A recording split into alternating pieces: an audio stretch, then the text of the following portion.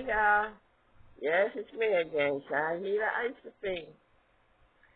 Back again with some more info. Now, when I first started this channel, I said one of the things would be, one of the topics would be from time to time, things I think about. So I just wanted to stay true to my word. Some of the stuff that I share with you will be research information, and some will be personal. But right now, I would like to just share information on the love of clouds. I have always loved looking at clouds since a very young age. I always look at them and I just see different shapes. Some are shaped like people, some like dogs. It also gives me a time to just think about my loved ones that are gone and who may be up in the clouds and what they may be doing, whatever. But I just love watching clouds if I'm a passenger in a car or what have you. I'm watching the clouds. So it hasn't been just lately. I've been thinking about looking up, what is the meaning of cloud watching. If I love clouds so much and I'm always watching them, then I wouldn't truly know the meaning. So I looked up the meaning, and I would just like to share it with you for those of you who might be interested, okay? So, and it's called I Love Clouds, and so should you. It's a reminder to appreciate the ordinary. And it's written by Garrett Mealer, Meler, December 1st, 2006. Okay, and it goes on to say, clouds, they're almost always over our heads. Gray ones bring rain, puffy ones make shapes, and they always have a silver lining. What else is there to know, right? Clouds, those bundles of collected water vapor, deserves only a cursory mention or serve as the background for a cliched quote. But what are clouds?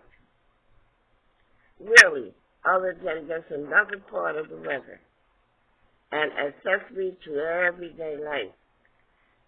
As an avid cloud enthusiast, they are so much more to me. And as I tell my story, I hope that they are a little more to you after hearing it.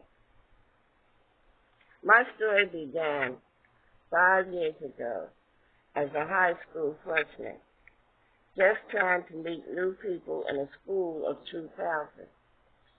I was quiet, self-spoken, and at times cripplingly self-conscious.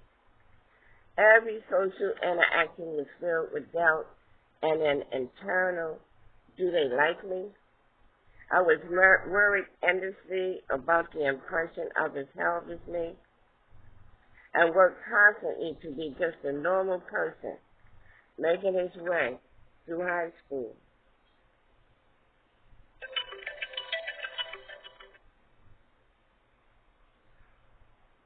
Over the next few years, I came to learn, as I hope most do, that life is not about being a person that you think other people will like, but just being a person you like, because let's face it, you have to live with yourself. And shoot, you can be annoying sometimes. So I left myself doubt mostly in the dust and strove to be the programming, loving, skipping, dancing guy I always wanted to be. As you can imagine, by the time my junior year in high school rolled around, I was a very different person from the self-conscious freshman who began high school. Okay, hold on for a minute, I kind of lost it. Okay, it's kind of hard when you're just doing this and got to hold the phone in one hand and change it up and down and hold the phone camera with the other or the phone. So now is the time where clouds come in. I know finally, right? So picture this, a warm August afternoon, standing on the sidelines of a sweltering football practice.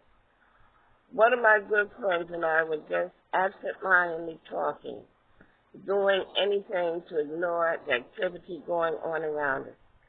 And after a pause in the conversation, this friend looks up at the blue Montanian sky. It's called the Big Sky State for a reason, and points out the passing clouds. Well, there you are. So, of course, these clouds are probably the most average, cumulus clouds you can imagine, just moving lazily through the afternoon air. When he points them out, he doesn't just mention that one of the few clouds looks like a bunny. No, he says, do you ever wish you could just jump on the cloud? Now, how am I supposed to respond to a statement like that? Of course, who wouldn't, I said, probably with a confused look on my face. So this turned our conversation to the mundane yet spectacular clouds of that day. After that, I started taking a lot more notice of the clouds every day and took advantage of social media to share my newfound love of clouds through pictures. Only a few months following my venture into sharing clouds, the people would come up to me at school, seemingly at random, and say, I saw some really amazing clouds the other day, and I thought of you. Now, the amazing thing about that isn't that there was some association between me and clouds, but that a wide array of people who previously hardly ever noticed the clouds now spent at least a moment looking up at the sky. So I thought, what is the significance of the clouds besides that fact that they honestly look beautiful? So, okay, y'all. So doing a lot of thinking and watching the clouds, they finally began taking on a significant meaning to me, personally in some ways. So the clouds exist as constant reminders of some really important philosophies in my life. Clouds being constantly changing and full of the potential for rain, snow, or picturesque moments, serve as a note to dream big and strive to achieve your goals. Looking at the clouds, one can see infinite possibilities through constant change.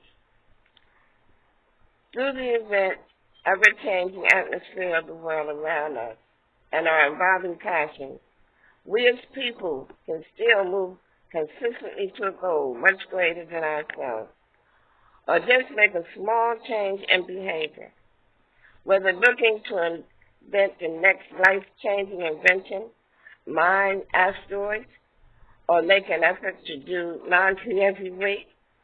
Looking to the sky with its breathtaking expanse provides encouragement to achieve those goals.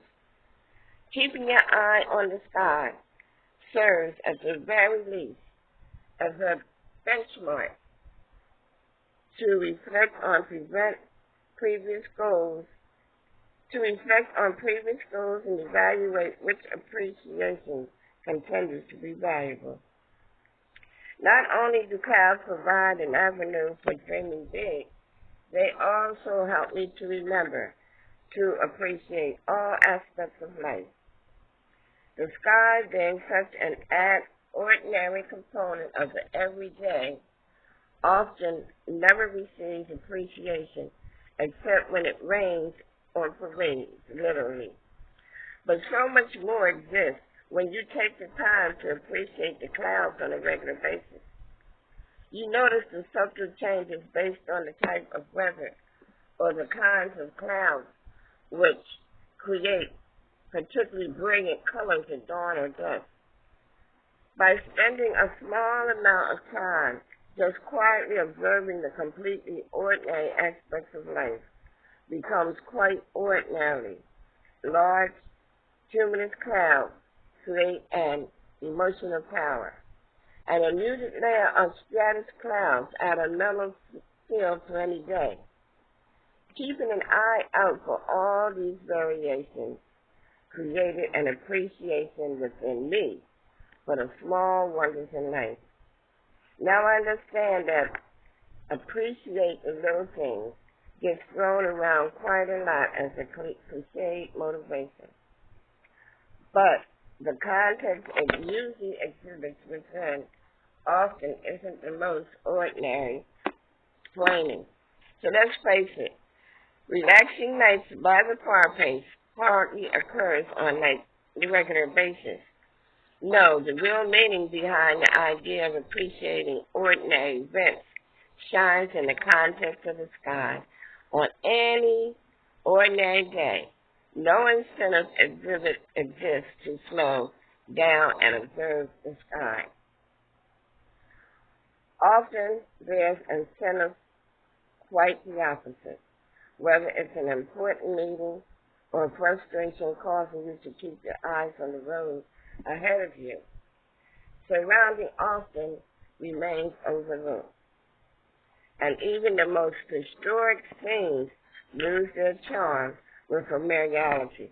So the easy remedy to anyone stuck in the rut of the ordinary is to take some time to appreciate the wonders of every day. Look at the weathered cracks in the sidewalk, the ripples in a puddle of water, and the crows perch, waiting for their next meal. I know I've watched that often.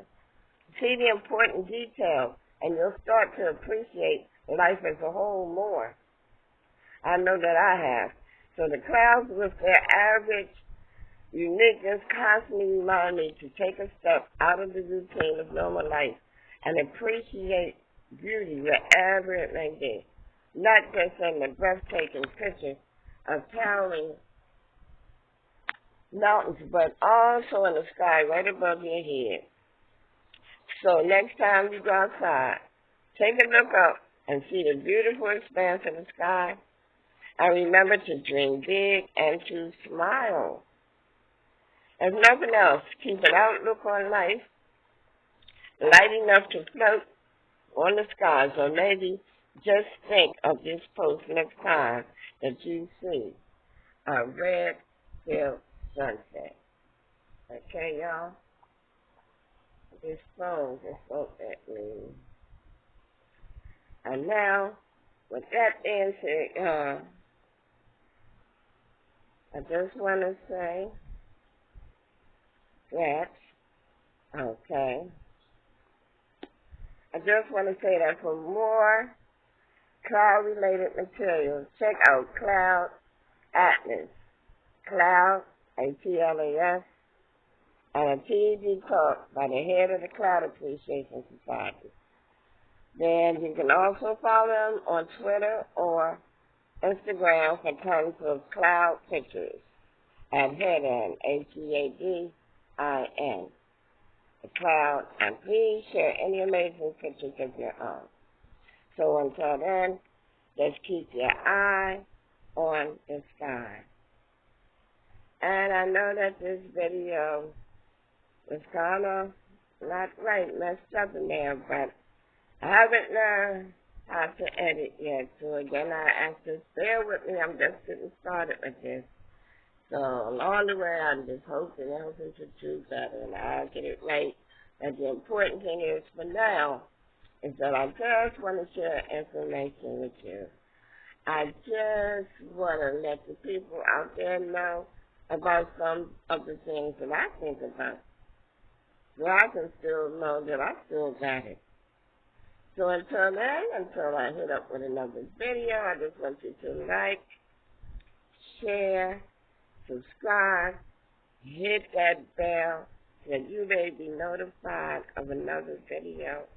I want you to stay out the way because it ain't over yet. It ain't over till it's over, y'all.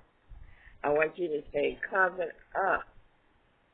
And until then, I just want to say, keep your head to the sky.